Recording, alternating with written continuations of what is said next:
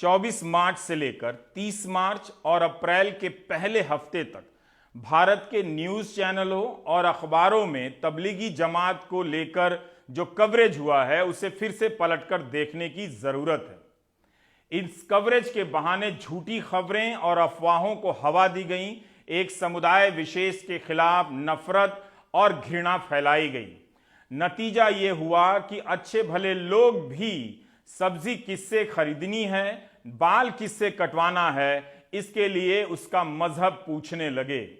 यही नहीं, सरकार की तरफ से भी इसे हवा देने के लिए प्रेस कॉन्फ्रेंस में संक्रमित मरीजों की संख्या में अलग से तबलीगी जमात के लोगों की संख्या दी जाने लगी। इस कारण लोगों में इस तरह की और धारणा फैलने लगी, जबकि ये वो समय था जब सरकार की जवाबदेही तय की जाती, सवाल किए जाते, लेकिन मीडिया ने उन सवालों पर पर्दा डालने के लिए तबलीग को सहारा बना लिया। इसका नतीजा क्या निकला? सांप्रदायिक सौहार्द और खराब हुआ और अंतर्राष्ट्रीय स्तर पर इन खबरों से हम सभी को शर्मिंदा होना पड़ा, अगर शर्मिंदा होते हैं तो। लेकिन हुए तो हैं कुछ, तभी तो जिन चैनलों ने इन अफवाहों को हवा दी, अब वही एंकर ये कहते हुए नजर आ रहे हैं कि 1 या 2 या 3 के किसी को हो जाने से पूरे समुदाय को आप बदनाम नहीं कर सकते। करने वाले वही थे। ये कोई ऐसी बात नहीं थी कि जो रिसर्च से निकलकर आज आई है, बल्कि पहले दिन से यह बात कही जा रही थी कि यह रोग किसी को भी हो सकता है। दिल्ली के सुल्तानपुरी सेंटर में कोरोना से ठीक हो चुके तबलीग के 4 सदस्यों ने अपना प्लाज्मा दिया है। 300 से अधिक तबलीग के सदस्यों ने दिल्ली सरकार के सहमति फॉर्म पर साइन किए हैं, जो प्लाज्मा दान करने के लिए तैयार हैं।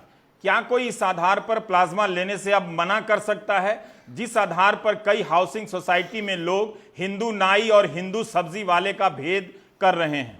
तमिलनाडु के 40 साल के मोहम्मद जाफर ने कहा कि वो प्लाज्मा देना चाहते हैं। डेक्कन हेरल्ड में इनकी खबर छपी है। किसी की जान बचाने के लिए भी और संदेश देने के लिए भी कि वे कानून का पालन करने वाले नागरिक हैं। तमिलनाडु में भी जमात में शामिल कई तबलीगियों ने अपनी तरफ से कहा है कि वे प्लाज्मा देना चाहते हैं। 21 अप्रैल को तबलीग के प्रमुख साद ने भी प्लाज्मा दान करने की अपील की थी। वैसे इन लोगों के खिलाफ ईडी में भी कार्रवाई चल रही है। सोचिए, जिन चैनलों पर तबलीग को लेकर अफवाहें फैलाई गईं, वो अब भारत का अंतर्राष्ट्रीय स्तर पर नुकसान कराने के बाद ढोंग कर रहे हैं जैसे कल कुछ हुआ ही नहीं। अब आते हैं तालाबंदी पर। तालाबंदी जब की गई तो उसके कुछ मूल उद्देश्य थे कि बीमारी के प्रसार को और उसकी गति को रोकना है, उसकी कड़ी को रोक देना है और इस समय का लाभ उठाते हुए अपनी मेडिकल तैयारियों को दुरुस्त करना है।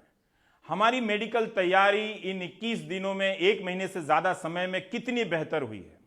उन क्वारंटीन सेंटर से जो आ रही हैं खबरें, वो बता रही हैं कि हम अभी भी अपनी इस व्यवस्था को शिकायत मुक्त नहीं कर पाए हैं।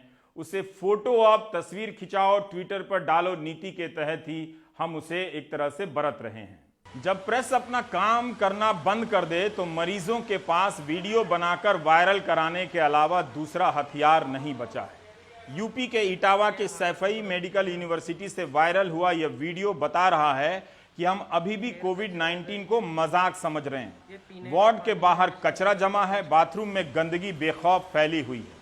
यही नहीं, मरीज डॉक्टरों के ना आने से लेकर भयानक लापरवाही की शिकायत भी कर रहे हैं। जांच करने गए अधिकारी ने भी माना कि मरीजों को समय से खाना नहीं मिल रहा है। सफाई कर्मी दिन में 1 बार आता है। यूपी से यह कोई पहला वीडियो नहीं है।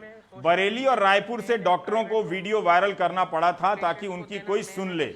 रविवार को आगरा से जो वीडियो वायरल हुआ वो भयानक है। शारदा ग्रुप ऑफ इंस्टीट्यूशन के तहत रजिस्टर्ड हिंदुस्तान कॉलेज का यह वीडियो देखिए।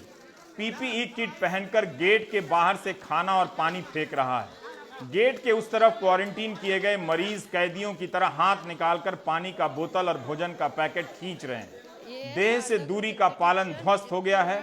मरीज एक दूसरे से धक्का मुक्की कर रहे हैं। यह वीडियो भी सही पाया गया है और ठीक करने का दावा किया गया है। एक वीडियो सस्पेंड कर दिया गया है। यूपी का वीडियो है तो इसे यूपी तक सीमित ना समझें। मरीजों ने कहां से क्वारंटीन सेंटर की हालत के वीडियो वायरल किए हैं, उनका हिसाब नहीं। जिस क्वारंटीन सेंटर को बनाने और चलाने में कुछ खास नहीं लगता, उसमें भी हम मुस्तैद नहीं हैं। 21 अप्रैल को आगरा के मेयर नवीन जैन ने मुख्यमंत्री योगी आदित्यनाथ को पत्र लिखा था कि आगरा कहीं चीन के वुहान जैसा ना बन जाए, आगरा को बचा लीजिए। तैयारियां जो हैं वो दिखावे के लिए हैं।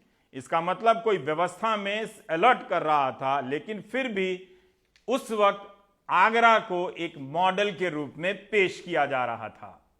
यह उस आगरा से वीडियो आया है जिसके बारे में 11 अप्रैल को स्वास्थ्य मंत्रालय ने अपने प्रेस कॉन्फ्रेंस में अच्छा खासा समय देकर बताया कि कैसे आगरा एक मॉडल बन गया है। लव अग्रवाल ने बताया था कि कैसे 9 लाख लोगों का सर्वे हुआ, स्मार्ट सिटी कंट्रोल रूम है। दिल्ली में सुनकर वाकई लगा कि आगरा में कोई मॉडल बन गया है। उसके बाद आगरा की चर्चा गायब हो गई। 11 अप्रैल को जब आगरा मॉडल का जिक्र हुआ था तब वहां 92 मामले सामने आए थे और 1 मौत हुई थी।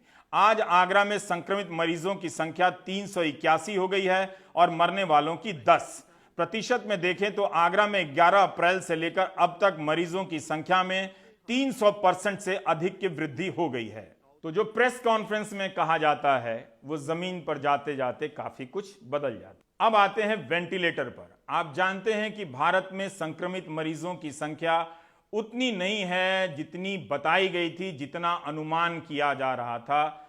शायद उतने वेंटिलेटर की भी जरूरत ना पड़े, लेकिन वेंटिलेटर का कितना इंतजाम हुआ है हम इसकी ताजा स्थिति से देख सकते हैं कि हमने तालाबंदी के दौर में अपनी मेडिकल तैयारियों को कितना दुरुस्त किया है।